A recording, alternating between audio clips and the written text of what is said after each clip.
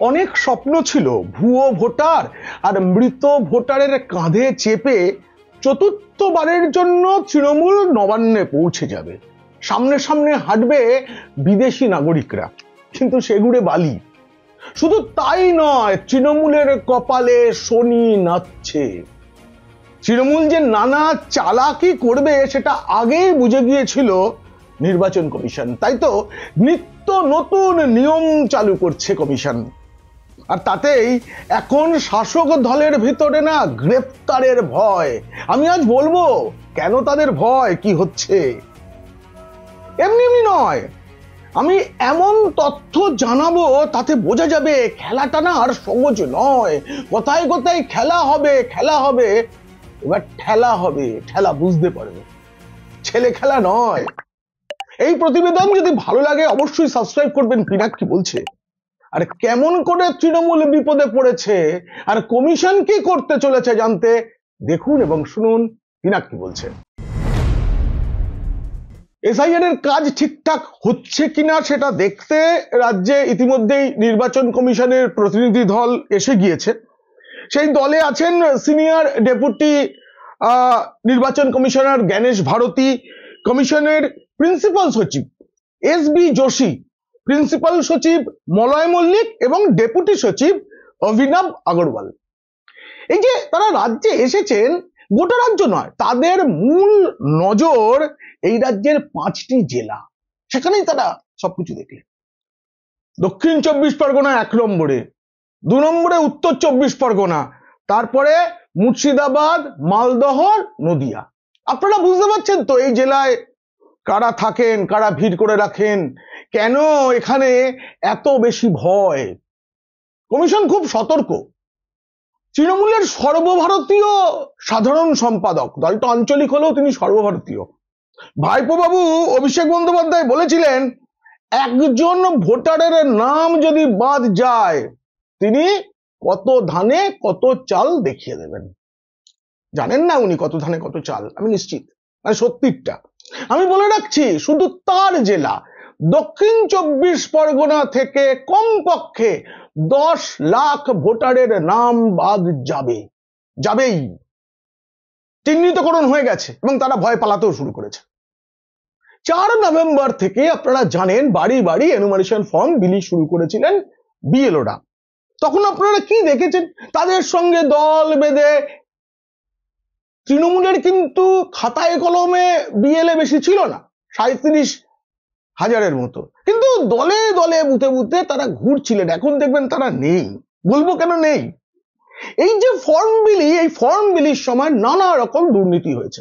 কেউ হাটে মাঠে বাটে বসে ফর্ম বিলি করেছেন, স্কুল, তৃণমূলের অফিস, পাড়ার দুর্গা মণ্ডপ, কিচ্ছু বাদ যায়নি, সব জায়গায় হয়েছে। আর এটাও মনে রাখবেন এসব অনিয়ম যারা করেছেন তাদের নাম, কোথায় চাকরি করেন, কিভাবে তারা বিএলও হলেন, কাদের সাহায্য নিলেন, সব নথিবদ্ধ আছে। অভিযোগ যা জমা পড়েছে সব নিয়ে রিপোর্ট তৈরি করে রেখেছে কমিশন। এখনই পদক্ষেপ করবে না তাহলে এসআইআর যে প্রক্রিয়াটা সেটা ঘেঁটে যাবে। কারা কি করেছে সব জানা আছে, সব। এখন চলছে এসআইআর এর আসল কাজ, ফর্ম জমা নেওয়া। এই দেখুন, এই জমা নেওয়ার সময় কমিশন একগুচ্ছ নতুন নিয়ম চালু করেছে, আমি বলবো সেগুলো। আগে কেন করেনি, কারণ তৃণমূল যদি জেনে যায় সব নিয়ম তাহলে কারচুপির নতুন নতুন রাস্তা বের করে ফেলবে। কমিশনটাই ঠিক করেছে তাতে কিছু কাজ হবে, তারপরে কিছু নিয়ম জানানো হবে যাতে আগাম পরিকল্পনা করতে না পারে। এখন যে পরিস্থিতি তাতে কমিশনের কর্তারা বলছেন রাজ্যে প্রায় 2 কোটি ভোটারকে হিয়ারিং এর জন্য ডাকা হতে পারে। সংখ্যাটা এই জায়গায়, এখন এটা আভাস পাওয়া গিয়েছে। আসল আভাস তো পাওয়া যাবে খসড়া ভোটার তালিকা প্রকাশের পর। তারপরে তো ভাইপো বাবু আবার দিল্লি গিয়ে কিসব করবেন, 1 লক্ষ মানুষকে নিয়ে যাবেন। প্রচুর প্রচুর অনিয়ম ইতিমধ্যে ধরা পড়ে গিয়েছে। দেখুন, এসআইআর তো শুধু পশ্চিমবঙ্গে হচ্ছে না, এছাড়াও আরো 11টা জায়গায় হচ্ছে, কিন্তু কমিশনের নজরে শুধু পশ্চিমবঙ্গ, সংবাদ মাধ্যমের নজরও কিন্তু শুধু পশ্চিমবঙ্গ। দেখুন আর কোনো খবর আছে কোথাও আছে কিছু হচ্ছে, কারণ এখানে প্রথম এসআইআর হতে দেব না, পাত্তা দেয়নি কমিশন। তারপরে বলা হয়েছে এসআইআর হলে আমরা এই করব সেই করব, ফর্ম নেব না। মুখ্যমন্ত্রী নিজেও ফর্ম নিয়েছেন, ভাইপো বাবু নিয়েছেন, তারা সব জমাও দিয়ে দিয়েছেন। তারপরে বলা হলো এখানে আত্মহত্যা, ওখানে আত্মহত্যা, কমিশন পাত্তা দেয়নি, কেন্দ্রীয় সরকারও পাত্তা দেয়নি। দেখুন ঝিমিয়ে গেছে, বাংলা বাঙালি কিচ্ছুতে পাত্তা দেয়নি, কারণ কমিশন জানে কি করে কাঁটা দিয়ে কাঁটা তুলতে হয়। আমি এটা বুঝেছি, আমি কমিশনের কাজকর্ম, কর্তাদের সাথে একটু কথাবার্তা, এবং ওখানে যারা নিয়মিত যান সেই সাংবাদিকদের সঙ্গে আমি প্রতিদিন কথা বলে যেটা বুঝেছি, আর তাতেই এই নতুন নতুন নিয়ম চালু করে। কি কি নিয়ম চালু করেছে সেটা আমি এক এক করে আপনাদের বলি, আর কেন ভয়ে গুটিয়ে গেছে তৃণমূল সেটাও সঙ্গে সঙ্গে বলবো। সব এলাকাতেই দেখা যাচ্ছে বিওলেদের সঙ্গে ঘোড়া তৃণমূল কর্মীর সংখ্যা কমছে, এক এক জায়গায় শূন্য, ফর্ম জমা নিতে যাচ্ছেন বিএলও একা। কেন? সেই ভয়ের কথাটা বলার আগে একটা জরুরি কথা আপনাদের বলি। আপনাদের জন্য আমি যে প্রতিবেদন বানাই তাতে অনেক সময় এবং পরিশ্রম দিতে হয়। যদি আপনারা ভালোবেসে আমাকে সুপার থ্যাঙ্কসের মাধ্যমে টাকা পাঠান, তাহলে আরো ভালো ভালো ভিডিও বানানোর উৎসাহ পাবো আমি। দেখবেন ভিডিওর নিচে যেখানে সাবস্ক্রাইবার বাটন থাকে তার পাশেই থ্যাঙ্কস বাটন আছে।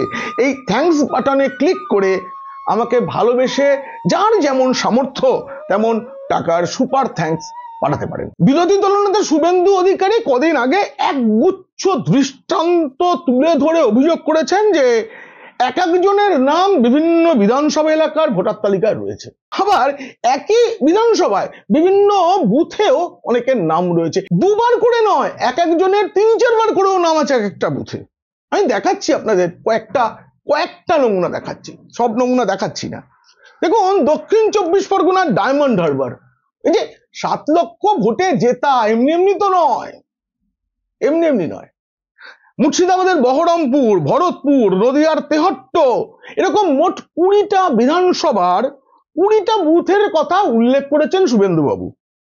কিন্তু আপনারা সেই তালিকা দেখছেন, দেখুন শুধু ভাইপো বাবুর জেলায় কতগুলো ডবল এন্ট্রি আছে আপনারা দেখুন, দেখছেন? তাদের নামগুলো পড়বেন, আমি আলাদা করে উচ্চারণ করছি না, আপনারা দেখুন, দেখে বুঝুন কি করে এত বড় জয় ভাইপো বাবু পান। ৭ লাখের বেশি ভোটে ২০২৪ সালে তিনি জিতেছেন। কিন্তু এখন এইসব ভোটাররা অনেকেই নিজের থেকে নিজেদের নাম একাধিক জায়গায় না থাকুক চাইছেন, তারা নিজেরা কাটাচ্ছেন।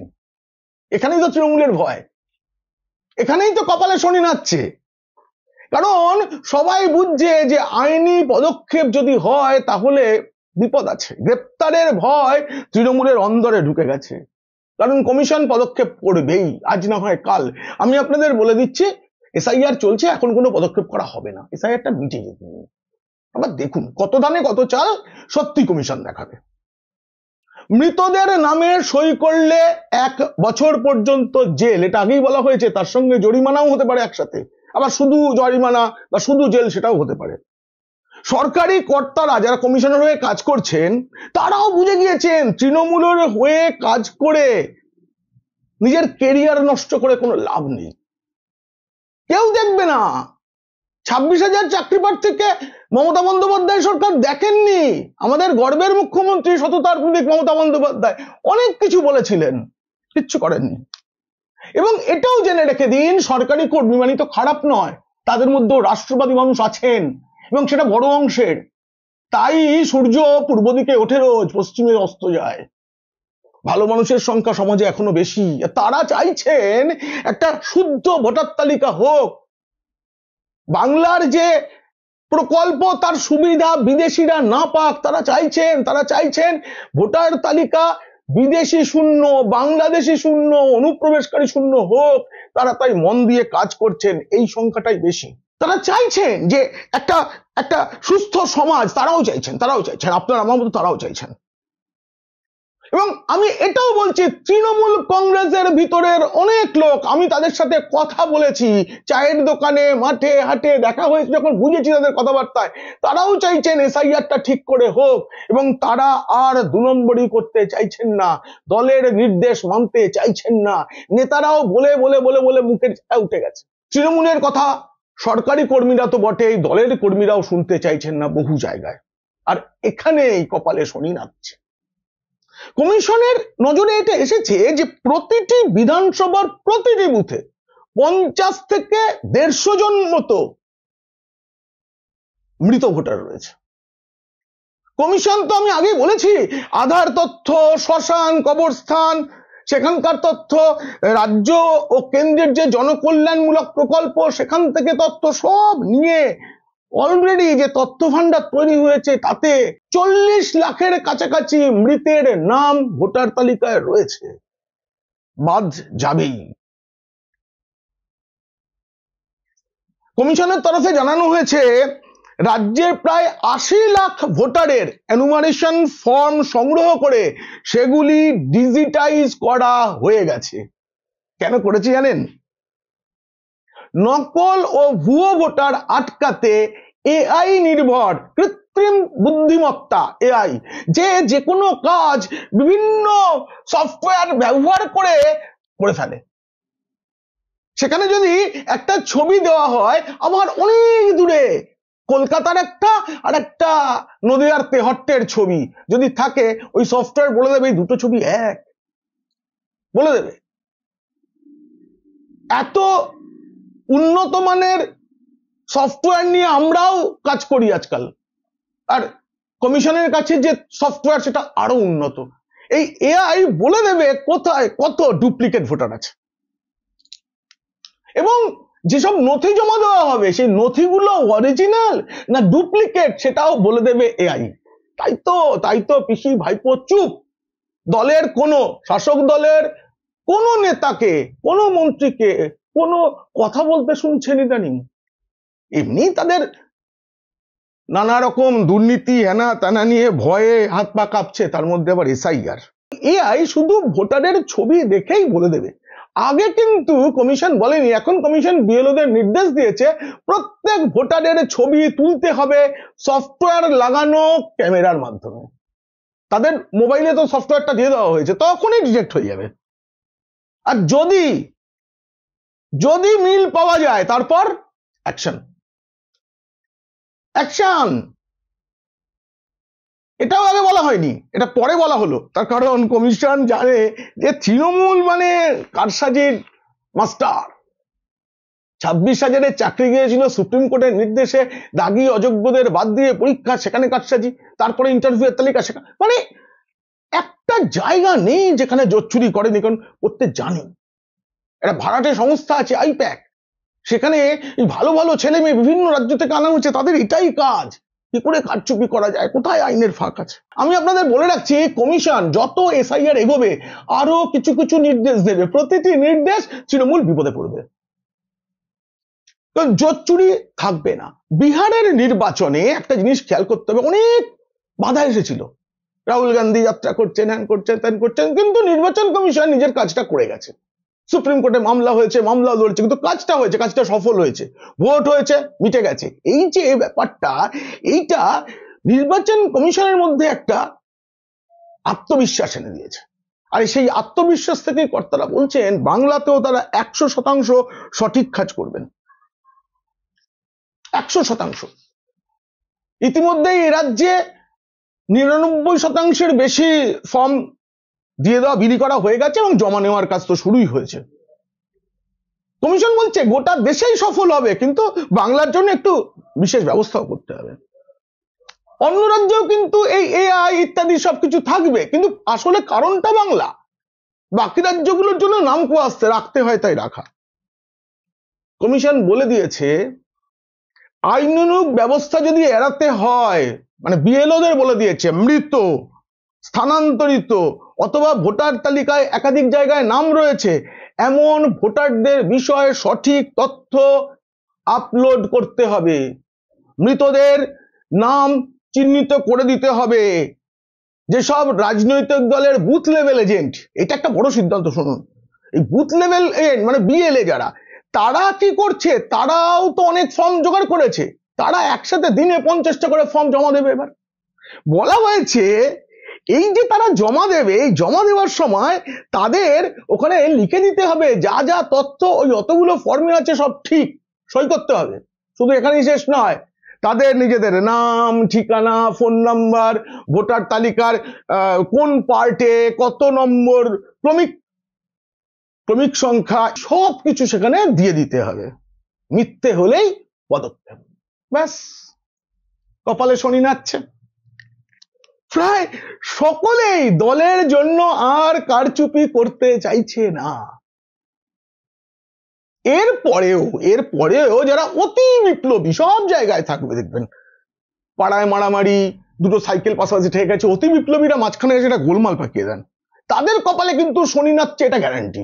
এনুমিনেশন ফর্ম জমা পড়ার পর যাচাইয়ের সময় যদি কোনো ত্রুটি ধরা পড়ে, তবে জনপ্রতিনিধিত্ব আইনের 31 নম্বর অনুচ্ছেদ অনুসারে 1 বছর পর্যন্ত জেল, জরিমানা অথবা দুটোই হতে পারে। এবার বিএলও ফর্মে তথ্য দেওয়ার পর তারা সই করবেন। এই যে যারা দিয়ে দিলেন জমা, এরপর যাচাই প্রক্রিয়া হবে। সেই যাচাই প্রক্রিয়া ম্যানুয়াল হলে কিছু চোখের আড়ালে চলে যেতে পারতো বা ইচ্ছা করে সরানো যেতে পারতো, এআই যাচাই করবে। তাতে যদি কোনো ভুল ধরা পড়ে, জনপ্রতিনিধিত্ব আইনের 22 নম্বর অনুচ্ছেদ অনুসারে তাদেরও 1 বছর পর্যন্ত জেল কিংবা আর্থিক জরিমানা, আবার দুটোই হতে পারে, শাস্তি পেতেই হবে। এনুমারেশন ফর্ম ডিজিটাইজড করে ফেলা মানে ভোটারের যাবতীয় তথ্য, নথি, নাম, স্বাক্ষর, ছবি সব ডিজিটাল রেকর্ডে থাকবে, যেখানে দুটো থাকতে পারে না। ডাবল এন্ট্রি করতে গেলেই সফটওয়্যার জানাবে এটা তো আগে একবার এন্ট্রি হয়ে গেছে, এই ছবিটা তো আগে একবার গেছে, জানাবে এরকম সফটওয়্যার। তাহলে যে কেউ ভুল করলে সেটা সহজে ধরা পড়ে যাবে, আর ইচ্ছাকৃত ভুল করলে মুক্তি নেই। অন্যায় করলে কপালে শনি নাচছেই। এই প্রতিবেদন কেমন লাগলো জানিয়ে, আর কমিশনের এই সব পদক্ষেপ তাতে আপনি কতটা ভরসা করছেন জানিয়ে অবশ্যই কমেন্ট করুন। আর ভালো লাগলে বন্ধুদের, খারাপ লাগলে শত্রুদের শেয়ার করে দিন। আপনারা খুব খুব ভালো থাকবেন।